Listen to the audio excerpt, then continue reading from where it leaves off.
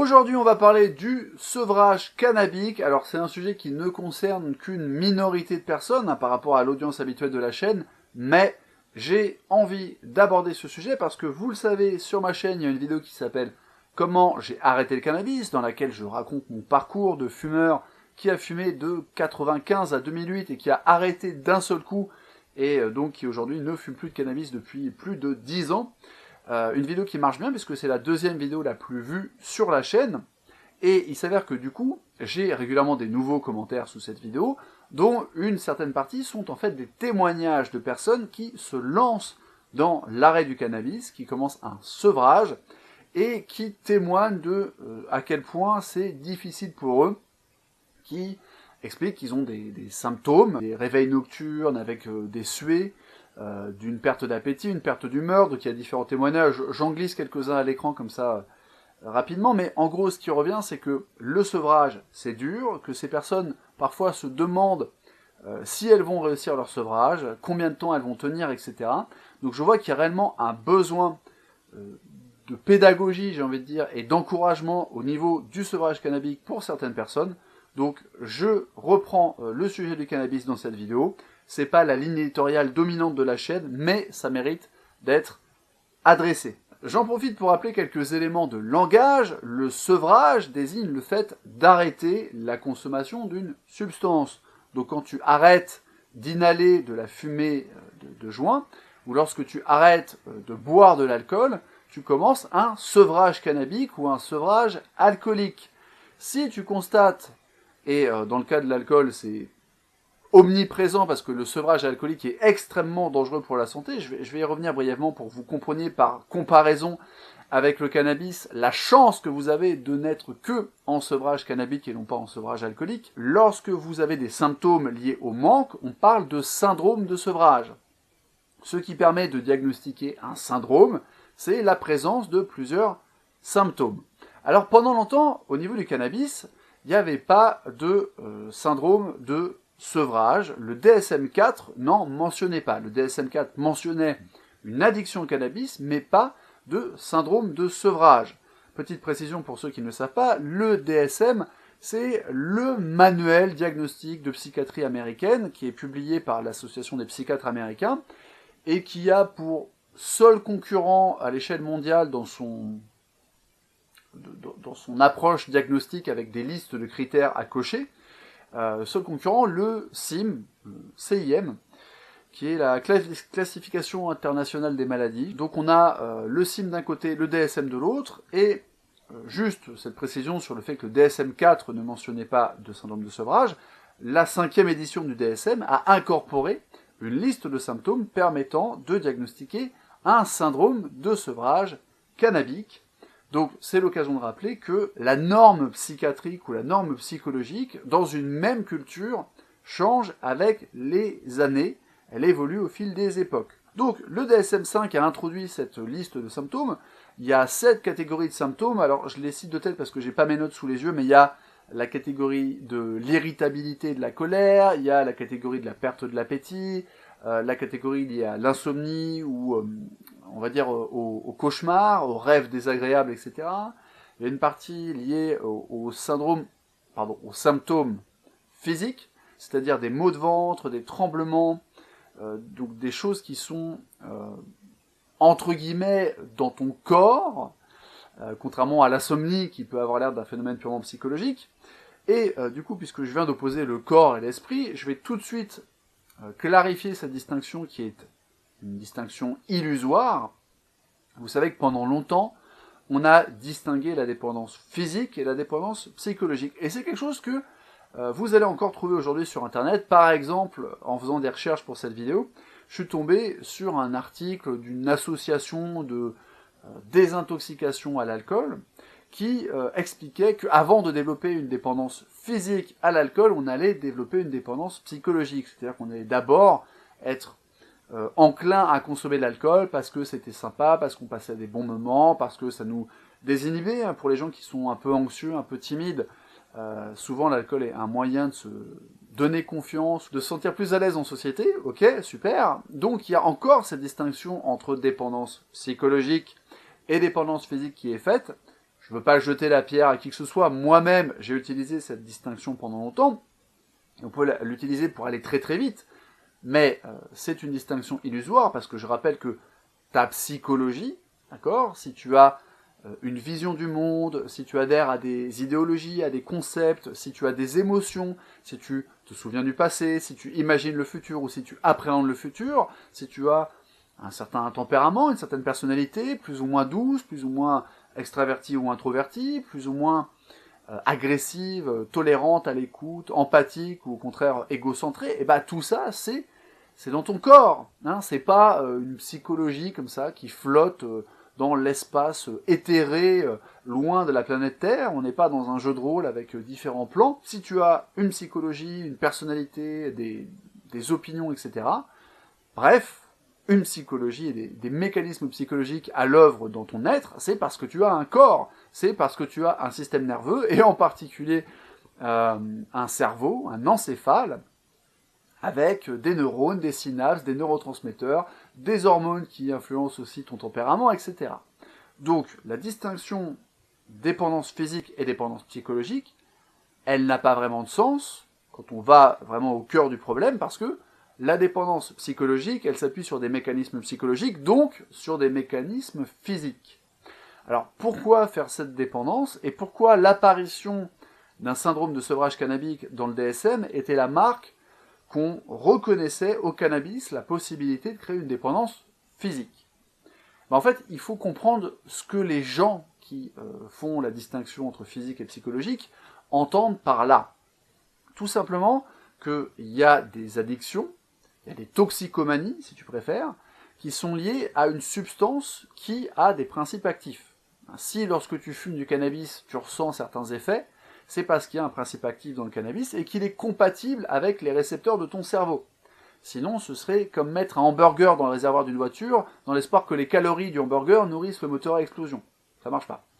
Donc, si tu es en tant qu'être humain réceptif à certaines substances, opiacées, ou cannabiques, ou alcooliques, eh bien en fait, c'est parce que ces substances parlent, entre guillemets, à tes récepteurs. La métaphore classique pour faire comprendre ça, c'est la serrure et la clé. On va dire que les drogues psychoactives sont en fait des fausses clés qui permettent de crocheter une serrure. Voilà, on va dire ça comme ça. Donc, tu as des substances, l'alcool, les opiacés, le cannabis, qui sont, de par leur composition chimique, des principes actifs, et lorsque tu s'ouvres brutalement ton organisme de ce principe actif, il y a un manque qui se manifeste. Et je vous ai dit que j'allais comparer brièvement le sevrage alcoolique au sevrage cannabique. Dis-toi que si tu connais quelqu'un qui boit réellement beaucoup d'alcool, qui est vraiment alcoolique, par exemple quelqu'un qui boit une bouteille de whisky tous les soirs, ne riez pas, malheureusement ça arrive, et que tu te dis que tu vas rendre service à cette personne en la kidnappant et en la séquestrant dans ta cave pour la forcer à arrêter l'alcool, eh bien tu ne vas probablement pas lui rendre service parce que une personne qui est réellement intoxiquée à ce niveau-là, et qui a le foie complètement confit dans l'alcool, eh bien en lui coupant brutalement sa dose, son arrivée de la substance active alcool, eh bien tu risques de le tuer, en fait, de tuer cette personne à coup d'arrêt cardiaque. Le sevrage alcoolique est un des pires sevrages pour l'être humain, avec le sevrage des opiacés. C'est un sevrage qui, littéralement, s'il est fait en dehors de supervision médicale, peut tuer les gens. Voilà. Alors, il y a des gens qui arrêtent les opiacés tout seuls comme des grands, voilà, chacun, je suis pas en train de te dire que c'est une loi absolue, mais la tendance, c'est que le sevrage alcoolique est extrêmement problématique pour le métabolisme humain, et les gens qui sont des grands consommateurs d'alcool feraient bien, s'ils essayent d'arrêter, de se faire encadrer, de se faire suivre médicalement, etc. Bref, à titre de comparaison, le sevrage cannabique, c'est rien du tout. Et je dis pas ça pour que tu te dises que je me moque de tes symptômes, on va y venir, et je vais te donner des clés pour traverser ce sevrage avec une vision à long terme, avec de la motivation, avec de la discipline. Mais là où je veux en venir, c'est que cette dépendance physique, elle est nettement moins intense que la dépendance physique à l'alcool ou la dépendance physique aux opiacés.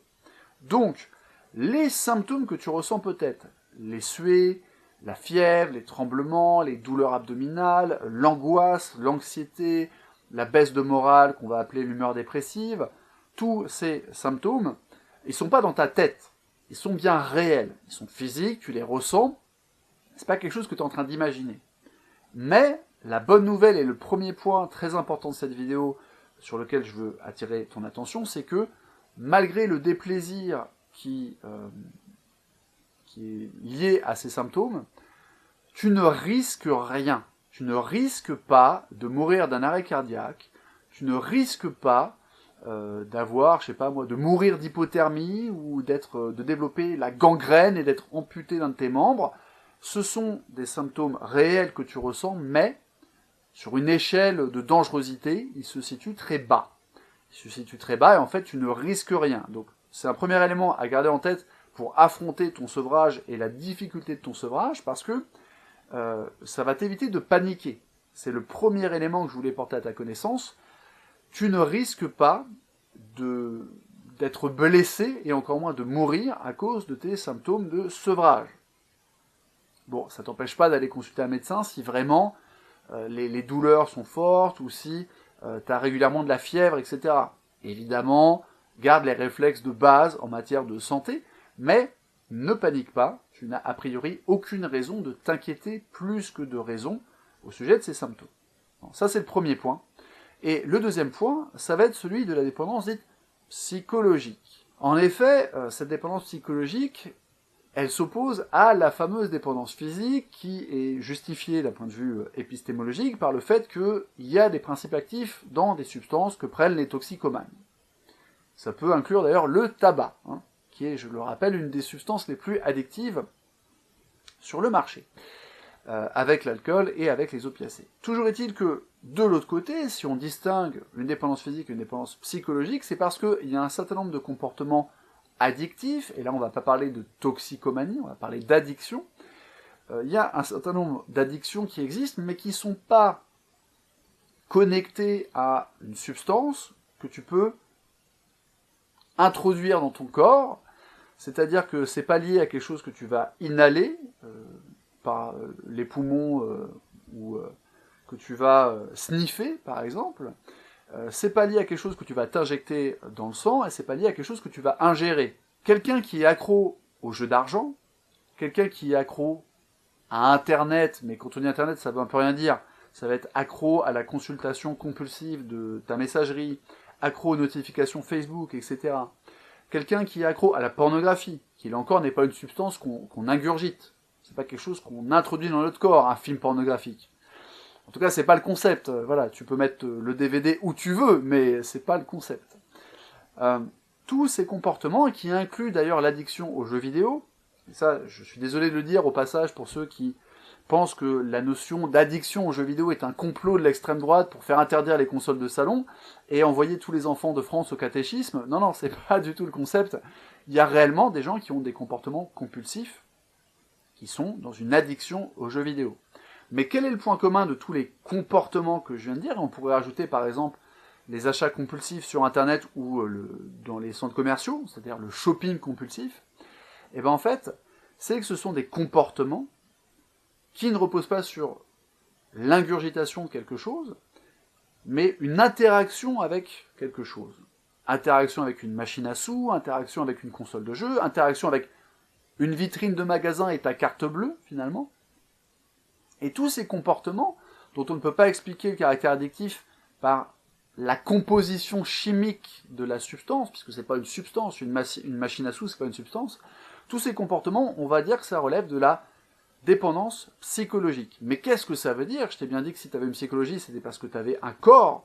En fait, ça veut dire que toutes ces addictions qui sont très différentes les unes des autres, la pornographie ou le shopping par exemple, toutes ces addictions, elles ont pour point commun le fonctionnement cognitif de l'être humain, le fonctionnement psychologique d'un cerveau d'être humain, et le fait que Homo sapiens a une tendance à l'addiction, alors qui est en fait très différente selon les individus. Je suis pas en train de te dire qu'on est tous égaux devant le risque addictif, mais si ces comportements peuvent générer des addictions, un peu comme ce que je disais avec la fausse clé et la serrure, si une substance active te fait de l'effet, c'est parce qu'elle est un peu comme une fausse clé qui va dans la serrure de ton neurorécepteur, et bien en fait, tous les comportements qui génèrent des addictions, ils sont compatibles, ils sont des supports plus ou moins privilégiés pour que ton cerveau adopte sa tendance à l'addiction avec eux. Et cette tendance à l'addiction, elle s'appuie évidemment sur des neurotransmetteurs,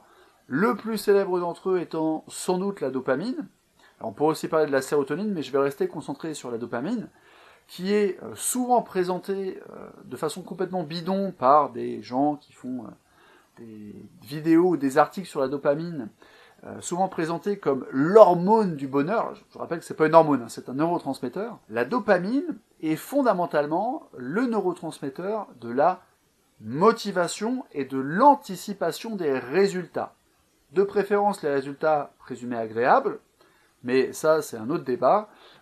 Y a un chercheur dont j'ai oublié le nom qui explique que c'est aussi l'anticipation des résultats négatifs. En fait, c'est juste une hormone de j'anticipe ce que mes actions vont provoquer. Mais le consensus scientifique aujourd'hui, c'est que la dopamine est finalement le neurotransmetteur de la motivation par anticipation d'une récompense. Sauf que il y a une grande différence entre ce que tu anticipes et ce que tu ressens réellement lorsque tu obtiens ta récompense. Donc si j'ai trouvé le schéma, je vous le mets à l'écran, ce sera sans doute un schéma tiré du Behave de Sapolsky qui te montre les différentes courbes de dopamine, et pour ceux qui sont malvoyants par exemple, je vais expliquer que, en gros, la sécrétion de dopamine est largement supérieure lorsque tu anticipes ce qui va se passer, lorsque tu anticipes ta récompense. Par exemple, si tu es un animal de laboratoire qui tire sur un levier, qui appuie sur un bouton pour obtenir une friandise, la courbe est largement plus importante à ce moment-là qu'elle ne va être importante quand tu vas réellement être cet animal qui mange ta friandise. Je le répète, tout est question d'anticipation. Et cette dopamine, qui en fait est nécessaire au bon fonctionnement de l'esprit humain et des êtres humains, parce que imagine que parce qu'elle a de nombreux défauts, on arrive à la supprimer. Imagine, on supprime la dopamine dans le cerveau des gens. Ben en fait, quand tu supprimes la dopamine, les gens n'ont plus aucune motivation pour rien.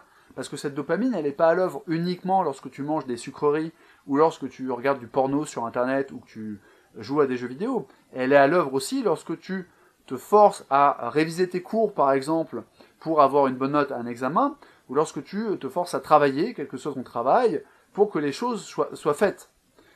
La dopamine est liée à la motivation et est liée à ce qu'on appelle le circuit de la récompense. Et du coup, c'est fondamental pour qu'on soit motivé.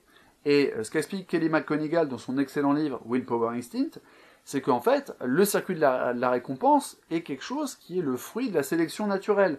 C'est un mécanisme qui a été sélectionné, et notre tendance à être l'esclave de notre dopamine, en fait, c'est un phénomène évolutionnaire.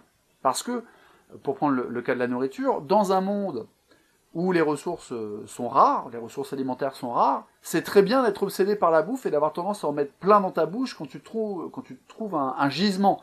Si tu trouves un arbre fruitier où les oiseaux n'ont pas encore mangé tous les fruits, c'est génial que tu manges jusqu'à avoir quasiment envie de vomir.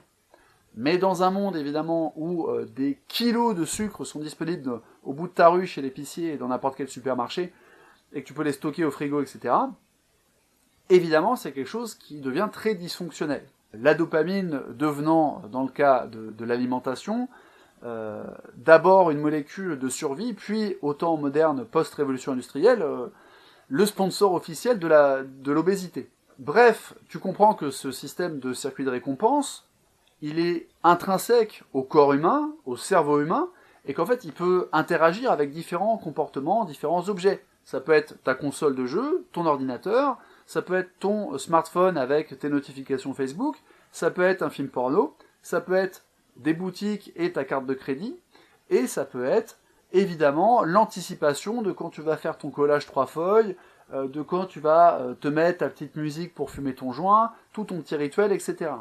Élément très important à garder à l'esprit, je l'ai dit mais je le répète en le développant un peu plus, il y a une différence entre l'anticipation de la récompense et le réel plaisir qu'on a à avoir la récompense. Je t'ai dit que la sécrétion de dopamine était moins importante quand tu obtenais effectivement la récompense que quelques temps avant quand tu anticipais cette récompense.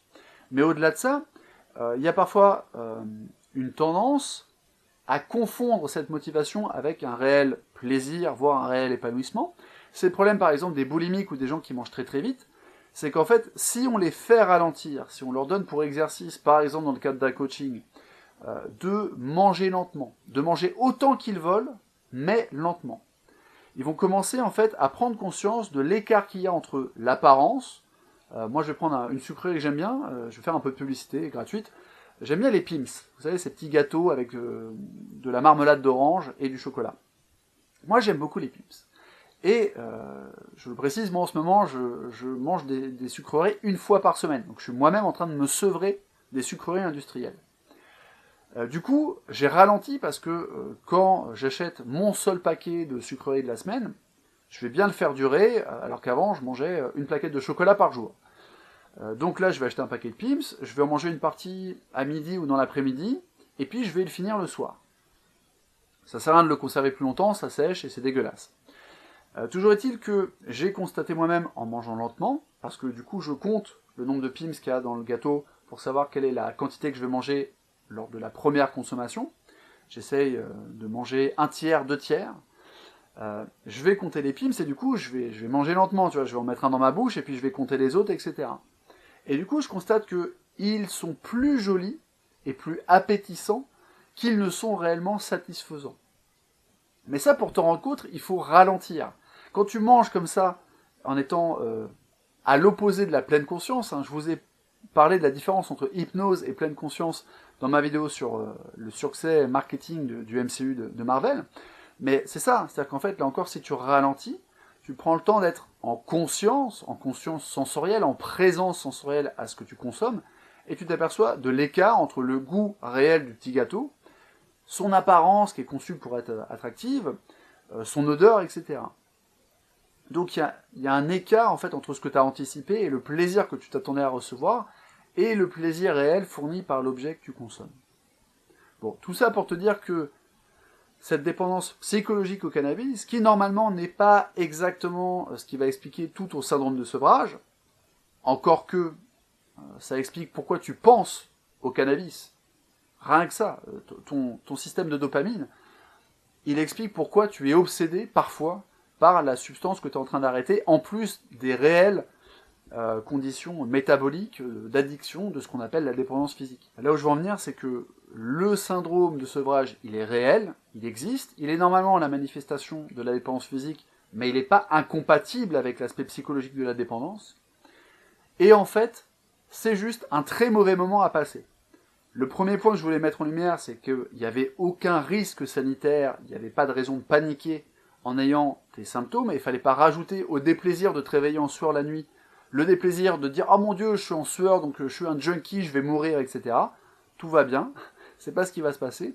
Et le deuxième point que je veux mettre en lumière, c'est qu'en fait, tes différents symptômes, notamment l'irritabilité, la baisse de morale, etc., sont liés en partie à la réorganisation de tes systèmes dopaminergiques. Parce que du coup, tu entraînes ton corps à trouver les nouvelles sources de motivation. Tu entraînes ton corps à être frustré, ne pas laisser libre cours à ton anticipation de la récompense qui était celle que tu avais au sujet du cannabis. Donc c'est normal que ça stresse ton métabolisme, c'est normal que ça stresse ta psychologie, si tu veux. Et c'est une étape nécessaire. Alors, en vérité, ça ne concerne pas tous les fumeurs, mais si tu regardes cette vidéo, c'est sans doute que ton sevrage te paraît très très difficile. Donc, très bien, c'est à toi en partie que je m'adresse, même si tu fais partie d'une minorité, parce que le DSM évalue à 11 ou 12%, je cite de mémoire, 11 ou 12% la quantité de fumeurs de cannabis qui vont réellement avoir une dépendance dite physique et qui vont manifester un syndrome de sevrage, sachant que normalement, pour que ça soit catalogué comme syndrome de sevrage, il faut que tu coches au moins 3 cases dans la liste des 7 catégories de symptômes. Bon, on ne va pas rentrer dans les détails techniques. Là où je veux en venir, c'est que même si tu n'as coché que 1 ou 2 symptômes, bah, ça peut être la manifestation de l'aspect purement psychologique de ton addiction, et c'est une douleur normale. Je vais faire une comparaison qui a évidemment ses limites, mais qui est quand même intéressante, c'est celle avec l'entraînement sportif, par exemple avec la musculation. Lorsque tu vas à la salle soulever de la fonte, c'est normal d'avoir mal aux muscles, Et le surlendemain, c'est normal d'avoir des douleurs qu'on appelle des courbatures. Ces douleurs ne sont pas le signe d'une blessure. Il y a une grande différence entre d'un côté la douleur pendant l'effort et la douleur des courbatures, et de l'autre côté la douleur d'une déchirure musculaire. Si tu t'es déjà fait une déchirure musculaire, tu vois très bien de quoi je parle. Eh bien, les différents symptômes de ton sevrage, de ton syndrome de sevrage, donc la colère, le fait d'être tendu, le fait d'avoir du mal à t'endormir, etc., tout ça, tu peux le voir comme la douleur de l'effort mental, de soulever la fonte mentale qui est la privation du cannabis, et tu peux le voir comme la douleur des courbatures de ton corps qui a fait un effort et qui est encore en train de faire cet effort pour se réadapter, se reconditionner. Donc, tout ça, c'est un truc que tu peux utiliser pour changer ton cadre mental. C'est-à-dire que, au lieu de te dire « Ah mon Dieu, je souffre, je ne sais pas si je vais y arriver », tu peux te dire « Je souffre et c'est la preuve que je suis en train d'y arriver ». Tous mes symptômes de syndrome de sevrage sont en fait la preuve que mon organisme se réadapte et lutte contre le manque et que du coup, en fait, il va apprendre à vivre sans la substance. Il est en train de se réorganiser à la manière d'un transformer qui se transforme. Il est en train de se réorganiser et je vais au bout d'un certain temps, être capable de vivre sans cannabis et être totalement détaché du cannabis. Parce que c'est ce qui se passe. Hein.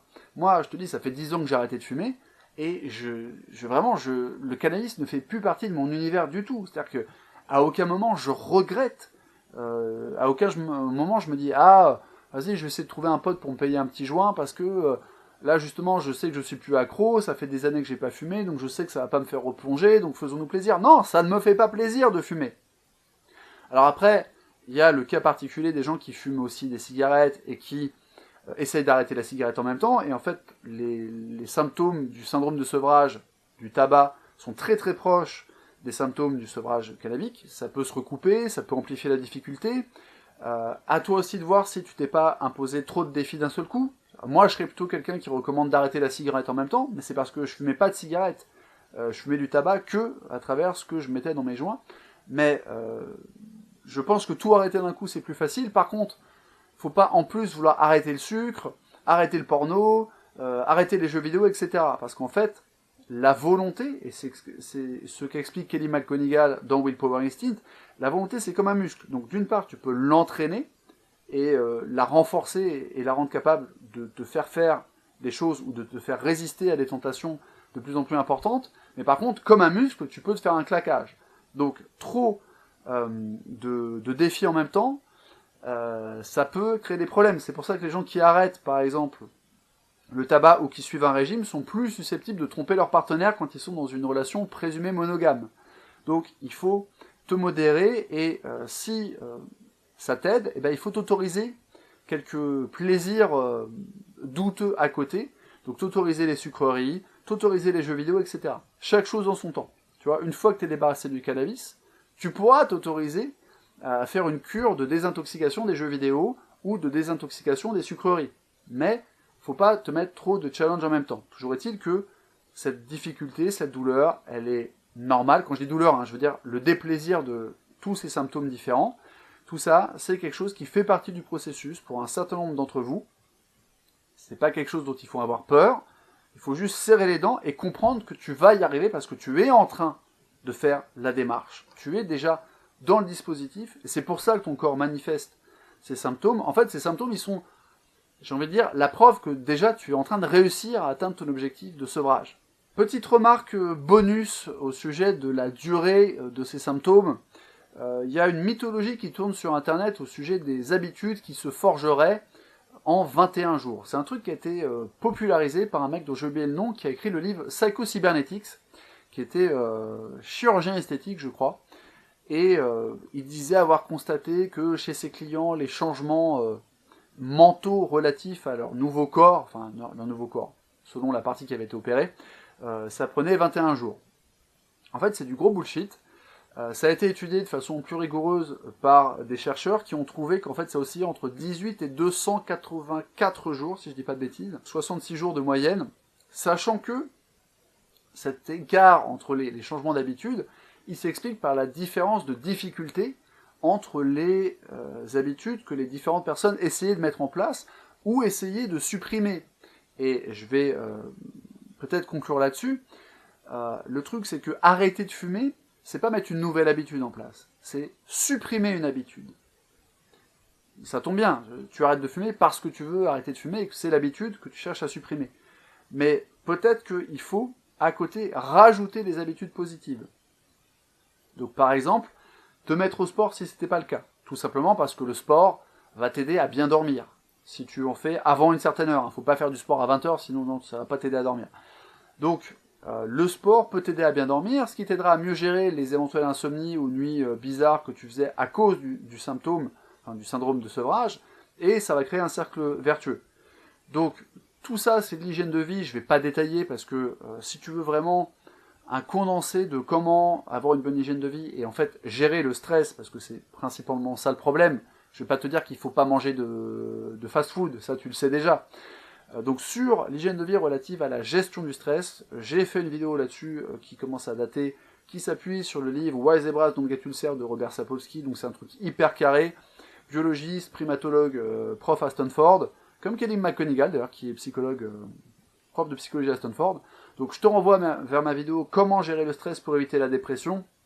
Même si tu n'es pas dépressif, l'hygiène de vie pour gérer le stress qui est proposée dans la vidéo fonctionnera pour toi. Voilà, je ne vais pas développer sur l'hygiène de vie. Tu peux aussi regarder ma vidéo sur la routine matinale, ça fera un bon complément. Et je vais juste conclure en abordant la question de la carotte et du bâton. Parce qu'en fait, les circuits de ton cerveau qui sécrètent la dopamine vont, en même temps qu'ils sécrètent la dopamine, aller activer les circuits du stress.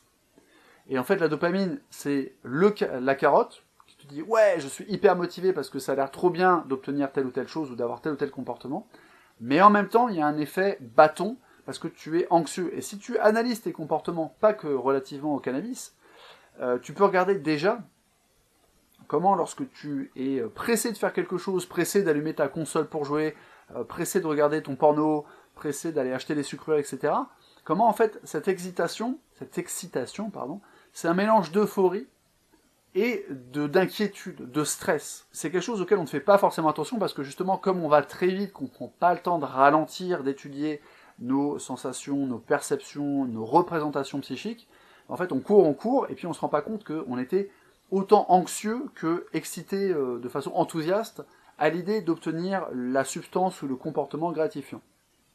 Et donc là où je veux en venir, c'est que si tu fais partie, comme un certain nombre de personnes, des gens qui ont arrêté le cannabis parce que ça les angoissait, parce qu'ils avaient des crises d'angoisse, de l'anxiété, des bad trips, voilà, des crises de parano, etc., c'est très bien de toute manière d'arrêter le cannabis. Et là encore, hein, je ne juge pas les gens qui n'ont pas envie d'arrêter, mais c'est pas à eux que s'adresse la vidéo. C'est très bien d'arrêter le cannabis, et c'est pas grave si tes motivations sont d'abord d'arrêter, d'avoir des crises d'anxiété, etc., mais là où je veux en venir, c'est que c'est une motivation de type bâton. C'est une motivation de type, si j'arrête pas le cannabis, je vais avoir des crises d'anxiété, des crises d'angoisse. C'est une motivation, mais ça peut être bien de la coupler avec une motivation de type carotte. Et donc, c'est intéressant de réfléchir à tous les avantages, tous les bienfaits positifs que tu reçois en arrêtant de fumer, et de replacer ça dans une vision à long terme. Je vais prendre mon exemple personnel, non pas avec le cannabis, mais avec les sucreries, puisque je t'ai expliqué que j'étais en train de me sevrer des sucreries. Je suis quelqu'un qui est capable de bouffer énormément, d'autant plus que je pratique le jeûne intermittent depuis 2 ans, donc en fait je peux manger énormément sans prendre de poids, mais il n'y a pas que la prise de poids dans la vie, il y a aussi les risques sanitaires liés à certains aliments. En l'occurrence, je suis capable de manger plus de 200 grammes de chocolat par jour, et du chocolat, genre le chocolat praliné où tu as 50% de sucre blanc dans la composition. Donc il y a une époque, pas si lointaine, où je mangeais au moins 200 grammes de chocolat par jour, c'est-à-dire au moins 100 grammes de sucre blanc, rien que sur le chocolat, hein, sans parler de ce qu'il y a dans les pâtes, dans le pain, et dans la bouffe industrielle, même si moi je mange très peu d'aliments transformés, dans tes pâtes, hein, le truc de base, dans les pâtes il y a du sucre blanc. Donc en fait, rien que sur la sucrerie industrielle, je me tapais 100 grammes de sucre blanc. Autant te dire que j'étais sur une autoroute qui menait directement au diabète, donc j'ai décidé de l'arrêter en anticipant ce problème. Donc c'est un peu une motivation de type bâton. J'anticipe, je ne veux pas avoir de diabète, je ne veux pas avoir tous les problèmes que ça génère, et je veux finalement pouvoir manger une sucrerie une fois par semaine pendant le restant de mes jours, plutôt que d'en manger plein et d'être interdit à vie. Voilà, c'est un peu comme pour plein d'autres substances, voilà, pour l'alcool, pour le fromage, etc. Bref, trouver la juste modération maintenant pour pouvoir te faire plaisir toute ta vie, de façon modérée.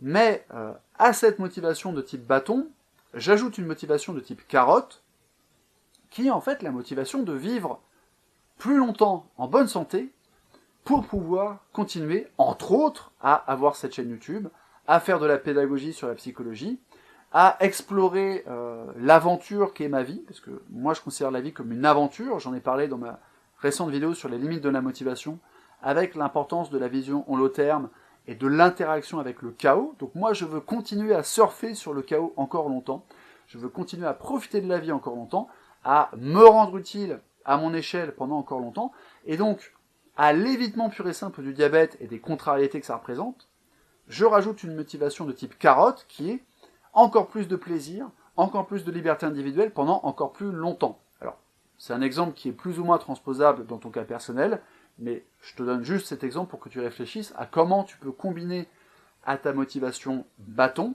donc une motivation d'évitement du négatif, une motivation de type carotte. Par exemple, tu peux penser à tout l'argent que tu économises en arrêtant de fumer, et à tout ce que tu vas pouvoir faire de cet argent.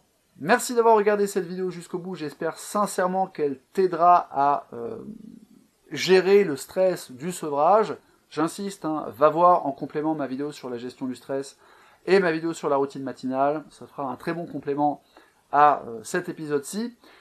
Éventuellement, je te fais une proposition commerciale, si tu ne te sens pas concerné, c'est pas grave, je te donne rendez-vous dans une autre vidéo. Voilà.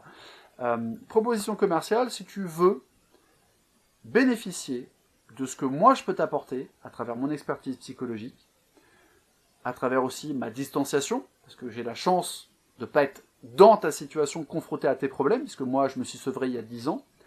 Si tu veux bénéficier de mon accompagnement à travers du coaching, je t'invite à me contacter en me présentant ta situation, et je te répondrai en t'expliquant si j'accepte ou pas de te prendre en coaching, et le cas échéant, on pourra peut-être travailler ensemble. Ça, c'est la proposition commerciale. Pour le reste, et pour tous les autres, abonnez-vous à la chaîne, ça peut être sympa. Partagez la vidéo si vous avez des potes qui sont en train d'arrêter et que vous pensez que ça peut les aider. Prenez soin de vous, prenez soin du monde, ça peut servir.